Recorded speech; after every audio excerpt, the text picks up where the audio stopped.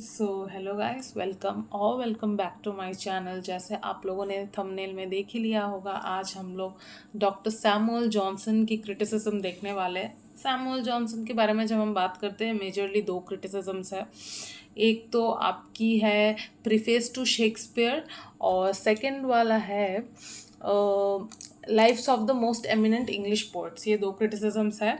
सो मैं आप लोग स्क्रीन्स पे देख लीजिए, मैं अपने कंप्यूटर पे देख के पढ़ाना शुरू करती हूँ। लेकिन उससे पहले कुछ इंपॉर्टेंट चीज़ें जो मुझे बतानी है। मैंने यूजीसी नेट का एग्ज़ाम क्लियर किया है अपने मास्टर्स के थर्ड सेमेस्टर में ही फॉर पीएचडी, और रिसेंटली इन जैन 2026 मैंने असिस्टेंट प्रोफेसर के लिए भी एग्ज़ाम क्लियर किया है। मैं असिस्टेंट प्रोफेसर बनने के लिए भी एलिजिबल हूँ। तो मैंने अपने चैनल पे नोट्स कैसे बनाने हैं, डिजिटल नोट्स कैसे बनाने हैं, इसके रिगार्डिंग पूरी इन्फॉर्मेशन शेयर करके रखी है, पेपर 1 पेपर 2। साथ ही साथ अगर आप लोगों में से कोई बीए या एमए के स्टूडेंट्स हो जो आंसर राइटिंग के साथ स्ट्रगल कर रहे हो, उसके रिगार्डिंग भी मैंने एक प्लेलिस्ट बना के रखी है। So please do check it, बहुत हेल्पफुल हो जाएगी आप लोगों के लिए। So without wasting much time आज की वीडियो शुरू करते हैं। सबसे पहले तो सैमुअल जॉनसन की एक ब्रीफ सी इंट्रोडक्शन है पहले स्लाइड में। So Samuel Johnson was an English writer who made lasting contributions as a poet, playwright, essayist, moralist, literary critic, sermonist, biographer, editor and lexicographer। और साथ ही साथ the Oxford Dictionary of National Biography calls him arguably the most distinguished man of letters in English history. So हम सबको पता है कि Samuel Johnson ने डिक्शनरी लिखी थी, जिसके लिए वो बहुत वाइडली फेमस है। But introduction, just for the sake of introduction मैंने रखा है। यहाँ से कुछ हमें ज़्यादा मिलने नहीं वाला है क्रिटिसिज्म के रिलेटिंग या रिगार्डिंग। या शुरू करते हैं क्रिटिसिज्म। सबसे पहले क्या है, प्रीफेस टू शेक्सपियर 1765। सबसे पहले जब आप ये टाइटल पढ़ते हो ना, प्रीफेस टू शेक्सपियर, मैं पहले ही बता दूं वीडियो लंबी होने वाली है क्योंकि मुझे डिटेल में जाना था। पीवाईक्यूज भी है इसमें, जैसे आपको पता है प्रीवियस ईयर्स के एनालिसिस पे नोट्स प्रिपेयर्ड है। साथ ही साथ मुझे बहुत सारे अपने एलिमेंट्स, अपने नोट्स भी डालने थे क्योंकि कुछ भी स्किप कर रही थी तो नोट्स पूरी तरीके से कंप्लीट नहीं हो रहे थे, कुछ ना कुछ मिसिंग जा रहा था। स्लाइड्स ज़्यादा है, टाइम थोड़ा सा ज़्यादा लग सकता है, पर हाँ हम समझेंगे और इस तरीके से समझेंगे कि हमें सारी ज़िंदगी याद रह जाए। ओके। सबसे पहले प्रीफेस टू शेक्सपियर, टाइटल पहले डिस्कस करना बहुत ज़रूरी है। आप एक चीज़ समझो, Shakespeare is known as the bard of Avon, right. इससे ही हमें पता चलता है कि उस बंदे की इम्पोर्टेंस क्या है इंग्लिश लिटरेचर में। और एज अ लिटरेचर स्टूडेंट मुझे ये बोलने की ज़रूरत नहीं है what is the importance of William Shakespeare, मुझे बिल्कुल बोलने की ज़रूरत नहीं है। क्योंकि हम जब ऑनर्स में भी एडमिशन लेते हैं इंग्लिश ऑनर्स में, तब लोगों का यही परसेप्शन होता है कि ये सिर्फ शेक्सपियर पढ़ने वाले हैं। जो किसी को भी नहीं जानते, किसी राइटर को भी वो शेक्सपियर को जानते, Shakespeare is that famous. Okay. So if a person is showing the audacity to write a preface to such a celebrated person, वो बंदा कैसा होगा। yes, I am talking about doctor Samuel Johnson. ठीक है, doctor Samuel Johnson is showing the audacity, literally showing the audacity to write preface to Shakespeare. ऐसा नहीं है कि वो उनके कोई इंडिविजुअल वर्क का प्रीफेस लिख रहे, नहीं, he is writing a preface to Shakespeare. आपको ये सबसे पहले समझना पड़ेगा। टाइटल में बहुत कुछ रखा हुआ है। Title literally reveals to us what Samuel Johnson is as an individual, right. बंदा क्या खतरनाक चीज होगा if he is showing the courage, showing the audacity to write a preface for Shakespeare, और कोई नहीं, शेक्सपियर। ठीक है। This is the intensity of this work. मुझे ये 1 मिनट लेके समझाने की कोई ज़रूरत नहीं थी, मैं जस्ट नाम पढ़ के जा सकती थी, लेकिन ऐसे नहीं होता है। ठीक है, you need to understand the intensity of this thing as well, like I have understood it. ठीक है। अब शुरू करते हैं वर्क।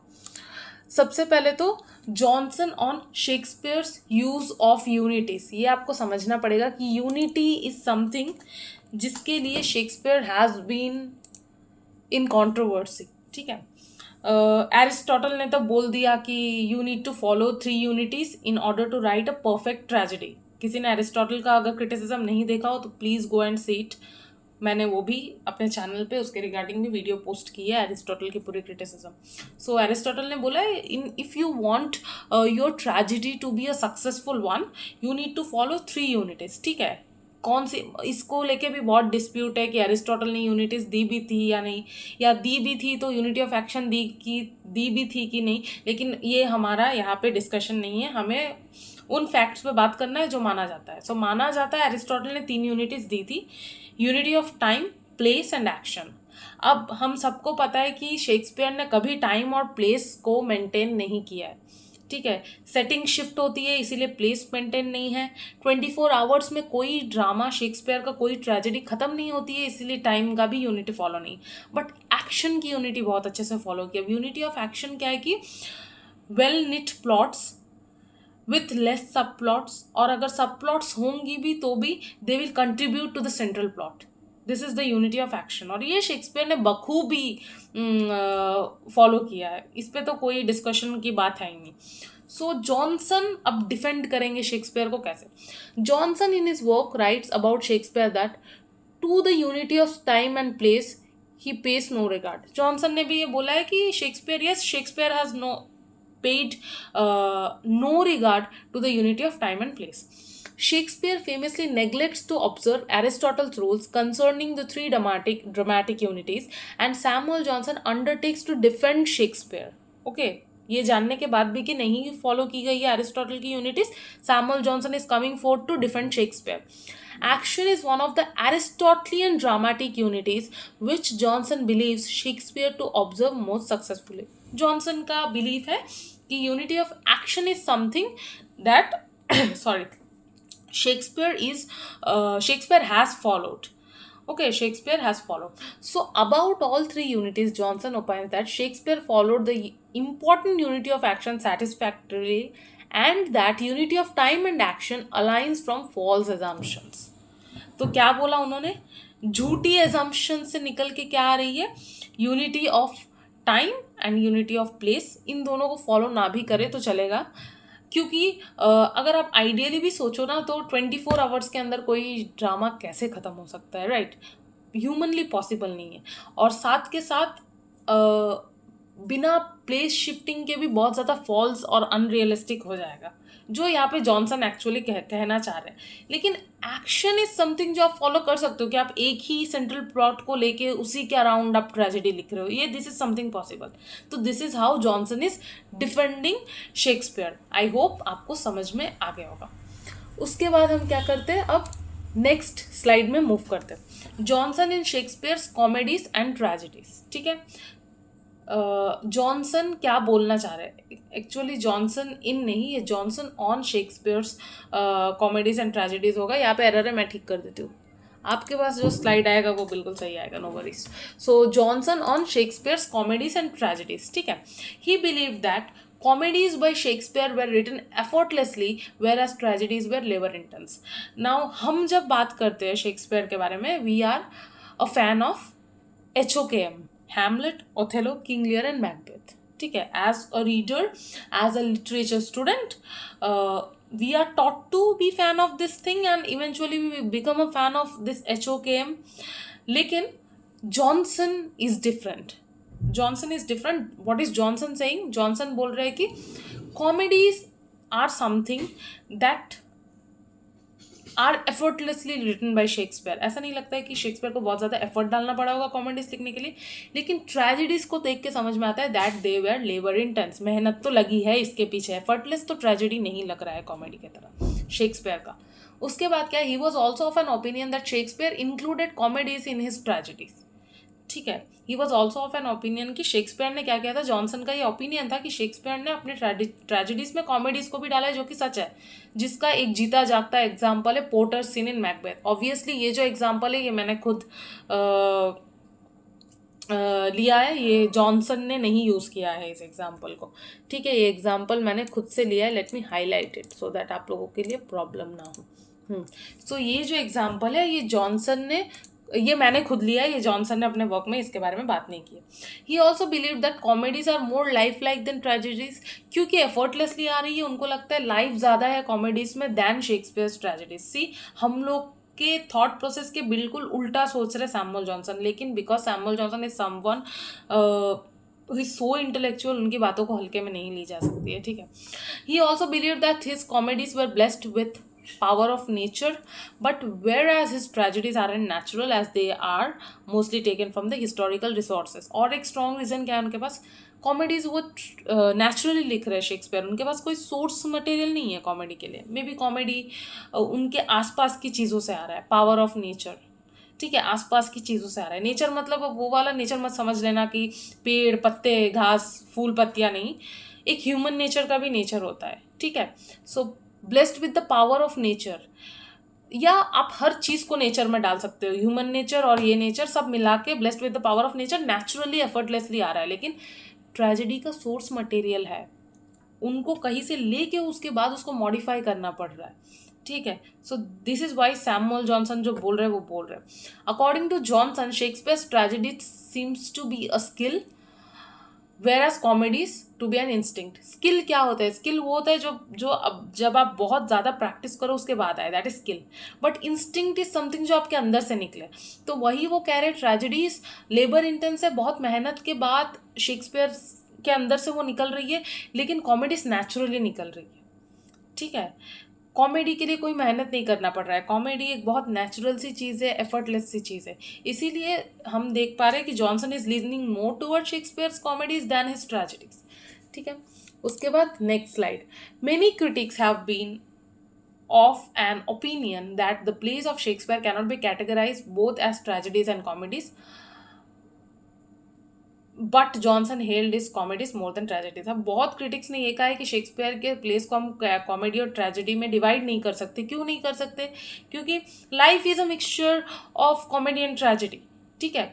तो आप शेक्सपियर की जो प्लेस है दे इमिटेट लाइफ मोस्टली, तो आप कैसे उसको ट्रेजेडी या कॉमेडी के सेक्शंस में डाल सकते हो. लेकिन जॉनसन ने बोला नहीं, जॉनसन को डिवीजन से कोई प्रॉब्लम नहीं था, लेकिन जॉनसन ने कॉमेडीज और ट्रेजेडीज में सेपरेशन देखा है और ही प्रेजेस द कॉमेडीज, ठीक है. उसके बाद his criticism of Shakespeare includes how he sacrifices virtue to convenience and is more careful to please than to instruct, and that he sacrifices reason, property and truth to pursue even a poor and barren quibble. अच्छा, अब यहाँ पे problem क्या है Johnson के. Johnson का बात यह है कि शेक्सपियर वर्च्यू को सैक्रिफाइस कर देते हैं कभी कभी अपनी कन्वीनियंस के लिए, प्लीज करने के लिए बहुत ज़्यादा कभी कभी शेक्सपियर लीन कर जाते हैं देन इंस्ट्रक्टिंग. ये जॉनसन का ऑब्जर्वेशन है again. And that he sacrifices reason, property and truth, इन चीज़ों को भी सैक्रिफाइस करते हैं कभी कभी. किस लिए? पुअर एंड बैरन क्विबल के लिए, ठीक है. पुअर एंड बैरन क्विबल के लिए वो कभी कभी इन चीज़ों को भी सैक्रिफाइस कर जाते हैं. नाउ क्विबल मतलब वर्ड प्ले, मतलब कोई सादे से एक वर्ड प्ले करने के लिए वो क्या करते हैं, कभी कभी रीजन, प्रॉपर्टी एंड ट्रूथ को भी वो सैक्रिफाइस कर जाते हैं. अब एग्जाम्पल, ये एग्जाम्पल जो है ये जॉनसन ने यूज़ किया. जॉनसन ने क्या बोला है, ये जो शेक्सपियर का लाइन है, fatal Cleopatra for which he lost the war. अब फेटल क्लियोपैट्रा, क्लियोपैट्रा को फेटल बोला जा रहा है, वर्ड प्ले देख के समझ में आ रहा है, लेकिन this somewhere goes more towards वो क्विबल वाला चीज़, और यहाँ पे इंस्ट्रक्शन का कोई आइडिया नहीं है, प्लीजिंग करने का आइडिया ज़्यादा आ रहा है इस सेंटेंस से, इंस्ट्रक्ट का कुछ नहीं है, रीजन, प्रॉपर्टी, ट्रूथ कुछ भी नहीं दिख रहा है यहाँ पे, ठीक है. सो इस एक लाइन से आपको समझ में आ रहा होगा कि जॉनसन ऐसा क्यों कह रहे हैं. जॉनसन ने खुद एग्जांपल लिया है इसका कि Cleopatra was herself a very strong woman. If you know Cleopatra as a character, अगर आपने समझा होगा क्लियोपैट्रा को, तो आपको पता होगा कि क्लियोपैट्रा इज नॉट समवन जिसको आप फेटल वर्ड के एडजेक्टिव लगा सकते हो, नहीं कर सकते आप ऐसा. और अगर शेक्सपियर ने ऐसा किया भी है कोई वर्ड प्ले करने के लिए, तो ये तो प्लीज करना हो गया, इंस्ट्रक्ट से तो अलग ही हट गया, सैक्रिफाइस हो गया यहाँ पे, रीजन, प्रॉपर्टी एंड ट्रूथ सब कुछ सैक्रिफाइस हो गया, ठीक है. तो this is what Johnson means when he says कि Shakespeare is more towards pleasing sometimes than instructing, ठीक है. I hope this is clear to you. इसके बाद नेक्स्ट स्लाइड में चलते हैं. Johnson about characters. अब शेक्सपियर के जो कैरेक्टर्स है उसके बारे में जॉनसन ने क्या कहा? Johnson admires the way his characters portray the general patience and principles of human nature.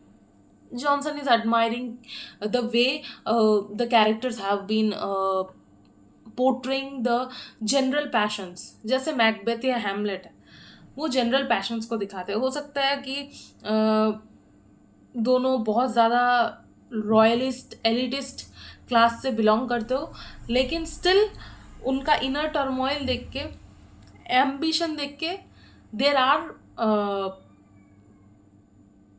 some points where we start to relating with them while reading the play। होता है ना ऐसे, while we are reading the play there are some places जैसे ऐसे लगता है कि ये मैकबेथ या हैमलेट की बात शायद नहीं हो रही है, या ये किंग लियर या ओथेलो की बात शायद नहीं हो रही है, और हम खुद ऐसा कर रहे हैं। ठीक है, this is about, maybe this is about me.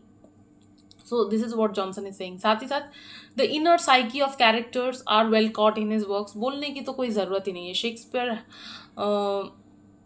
Is the master of this. Inner psyche, inner psychology कैसे काम कर रही है किसी कैरेक्टर की, वो उसमें तो शेक्सपियर मास्टर है। द यूनिवर्सैलिटी और जनरलिटी ऑफ कैरेक्टर्स, अगेन वही है कि कैरेक्टर्स बहुत ज़्यादा यूनिवर्सल है, जनरल है, ऐसे कि हर एक इंसान उससे रिलेट कर पाए। हैमलेट तक ही सीमित नहीं है, आपको भी एट पॉइंट लगने लगेगा कि हाँ मैं भी तो कभी कभी ऐसे बिहेव करती हूँ या करता हूँ।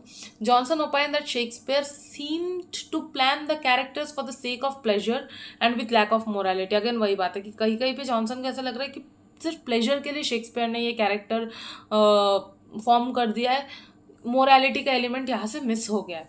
The most notable example used by Johnson to highlight this lack of morality is the tragic ending of Cordelia and King Lear।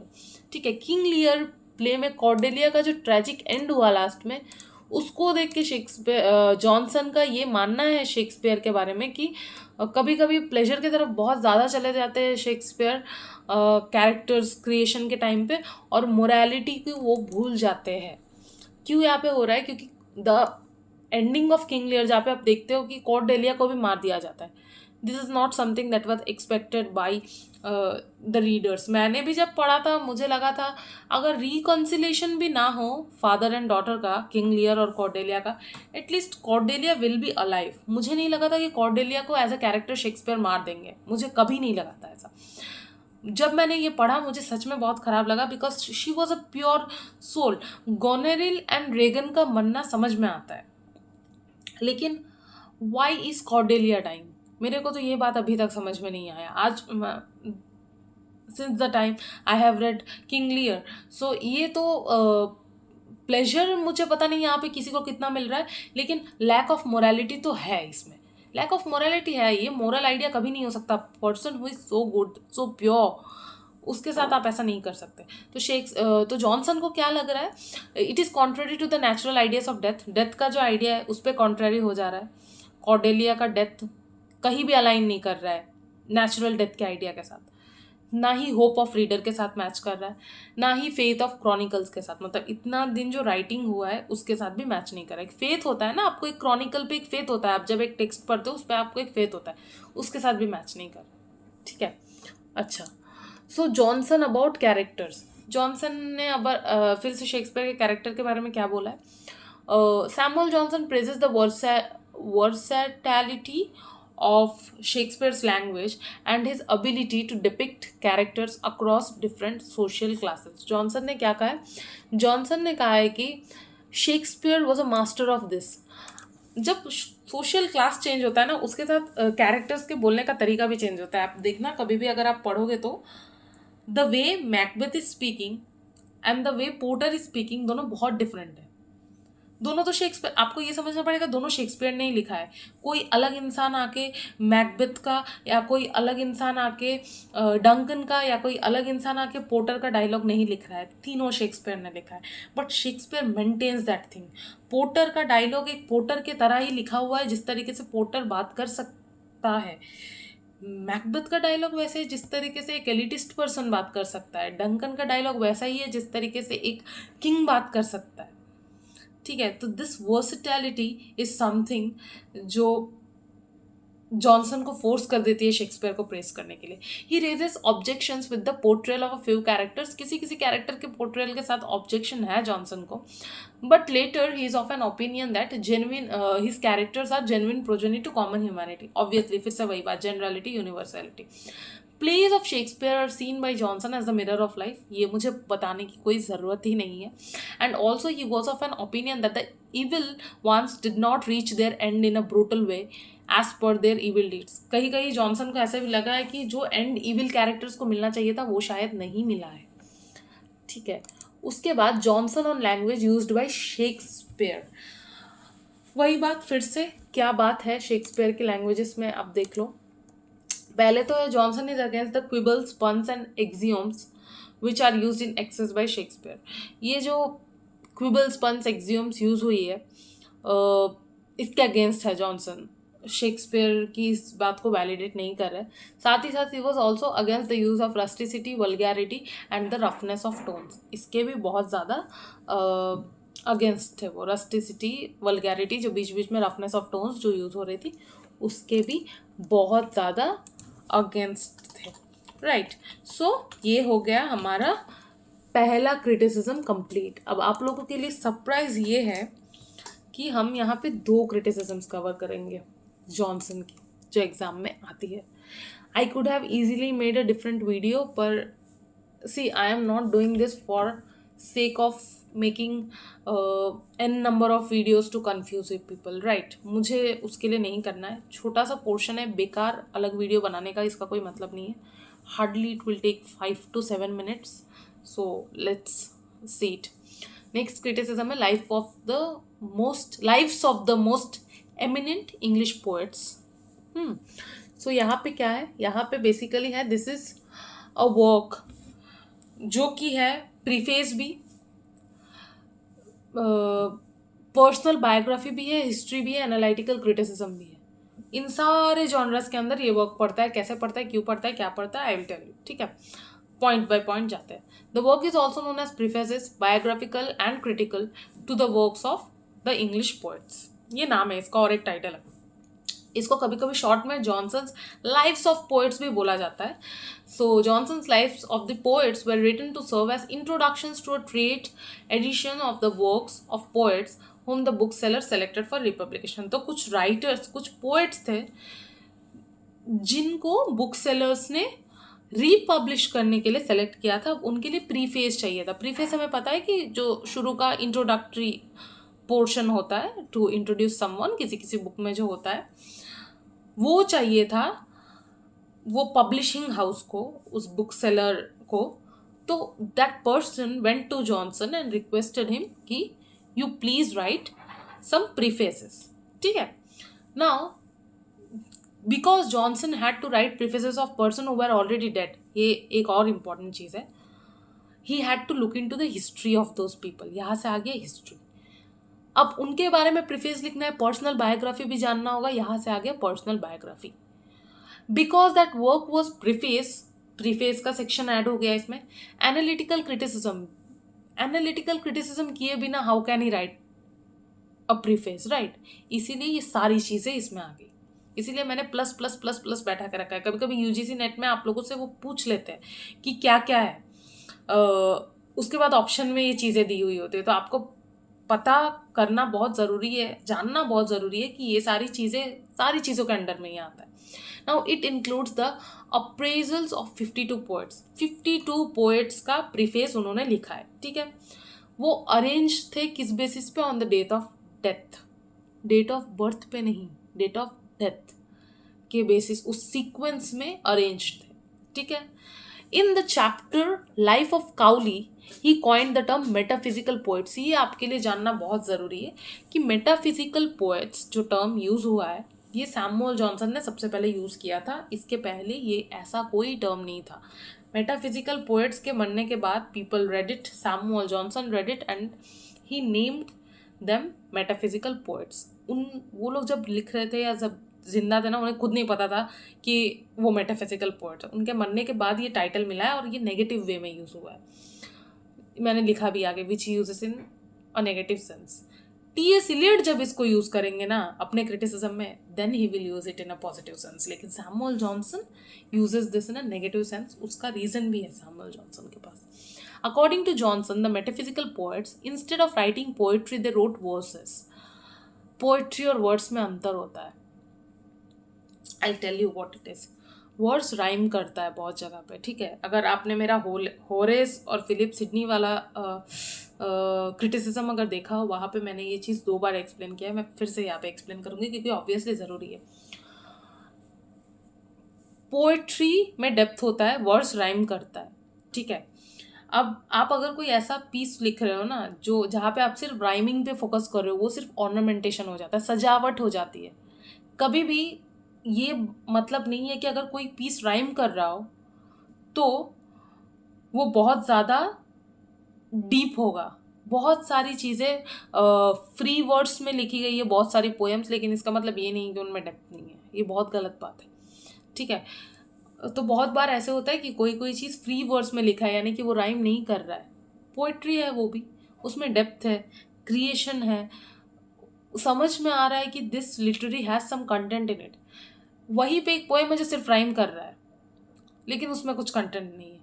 So this is what Johnson is saying कि राइम शायद ये कर रहा है लेकिन कुछ है नहीं, सेंस कुछ बन नहीं रहा है यहाँ से, ठीक है. सेंस कुछ नहीं बन रहा है. सो पोएट्री और वर्ड्स में उनका यही डिफरेंस है कि poetry is something that might not rhyme at times, लेकिन that is depth, that has depth. Verses ऐसे हो सकते हैं जो राइम करे लेकिन उनमें डेप्थ ना हो. सिंपली आप ऐसे समझो कि poetry is something that has a lot of depth in it, और वर्ड्स ऐसी चीज़ है जिसमें कोई डेप्थ नहीं है, हल्का ऊपरी ऊपरी कुछ राइटिंग है जो लिख दिया गया, ठीक है. Again this is the opinion of Samuel Johnson. आपको ये समझना पड़ेगा, ये मैं नहीं बोल रही हूँ इसमें से कुछ भी, ये सैमुअल जॉनसन ने बोला है, okay. And they neither copied nature not life. और जॉनसन के हिसाब से मेटाफिजिकल पोएट्स ने ना कभी नेचर को कॉपी किया ना कभी कॉपी किया लाइफ को, ठीक है. अच्छा, अभी एक बड़ा सा स्टेटमेंट दिया हुआ है. The fault of Cowley and perhaps all the writers of metaphysical race is that of pursuing his thoughts of their ramifications by which he loses the grandeur of generality. For of the greatest things the parts are little, what is little can be but pretty, and by claiming dignity becomes ridiculous. Thus all the power of description is destroyed by a scrupulous enumeration, and the force of metaphors is lost when the mind by mention of particulars is turned more upon the original than the secondary sense, more upon that form which the illustration is drawn than that to which it is applied. So इस statement का simple सा मतलब है, Johnson is saying that metaphysical poets overthink and over-explain. By giving too many details and stretching metaphors too far, they destroy the beauty and impact of the poetry. बस, ठीक है. सो इसको कह के जॉनसन क्या कह रहे हैं यहाँ पे मैंने लिखा है ना, what doctor Johnson actually faults here is. उनको क्या लग रहा है, गलती यहाँ पे क्या है. The metaphysical poets tendency to saunter away मतलब